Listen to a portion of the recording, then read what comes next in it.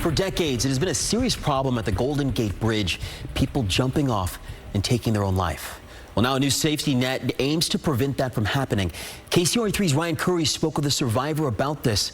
We want to warn you, he talks about suicide attempts in the story. May be difficult to hear. Do you think that if there had been a net, would you even have attempted? We wouldn't be having this conversation because I would have been pulled to safety. I would have been given the mental health care I needed. My family would have been alerted. And this story would have never existed.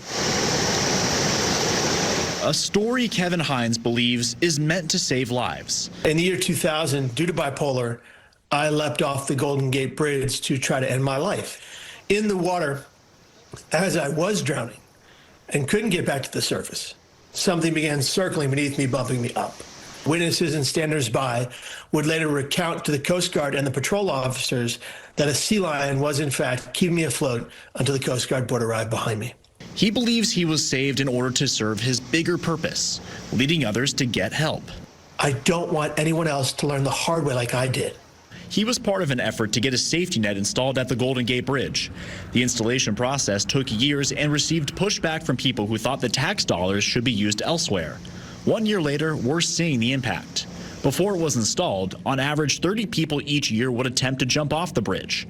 In 2025, 4 did so. That's an 87% drop, and the Golden Gate Bridge went months without a suicide. A 7-month period with almost no suicides for the first time in 90 years. That's a century, Ryan. That is monumentous. One big message Kevin believes gets sent by having the net installed is not just we don't want people jumping off, it's we care about you. Your life matters. When you take away the opportunity, this is what happens. Suicides drop in that area. They drop in the metropolitan county around that area. Because why? Because you show people that you care. Kevin eventually wants the number to reach 0, but in order to do that, he says they need to keep finding ways to care for those people. When you show them there is another option besides suicide, A, they don't take their lives, and B, they get the help they need. Help that will lead to them living a fulfilled life. In San Francisco, Ryan Curry, KCRA3 News. Kevin says he's working on expanding efforts to secure bridges nationwide.